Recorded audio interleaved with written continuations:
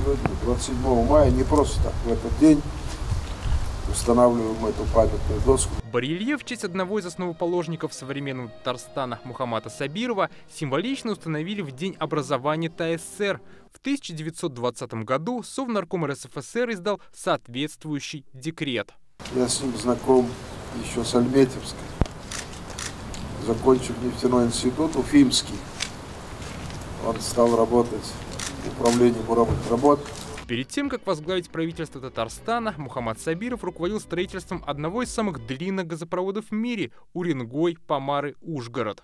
Строили тогда знаменитый газопровод по поручению правительства страны. Это было поручено объединению Татнефтегазстрой, в том числе благодаря личности Сабирова. К нему было оказано такое доверие, и с этой задачей они успешно справились. Как сегодня вспоминали, став в начале 90-х первым премьер-министром Татарстана, Мухаммад Сабиров обеспечил мягкое вхождение республики в новые рыночные условия. Были сохранены и продолжили успешно работать ведущие предприятия. Нам повезло, наверное, что в тот момент у руля руководства республики стояли такие люди. Тимшев Шаймиев, Хамат Галямович, Ваид Хайрулович. Мухаммад Галямович, он, несомненно, выдающийся государственный деятель России.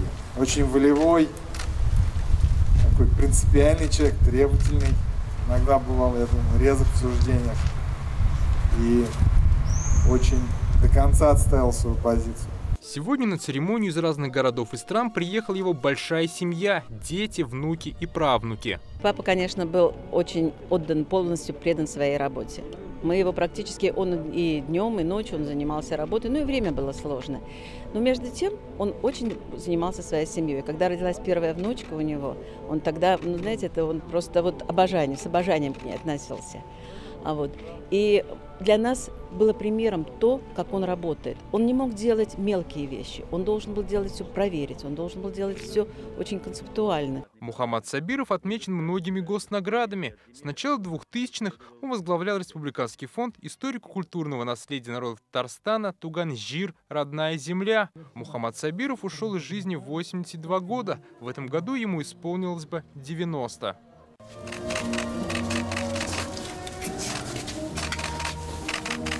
В этом доме на Чехова соседями Мухаммада Сабирова были многие известные люди, в том числе единственный в истории вице-президент Татарстана Василий Лихачев. Имена всех будут увековечивать, в планах установить во дворе памятную стелу. Дмитрий Айринин, Ленар Хузяхметов, ТНВ, Казань.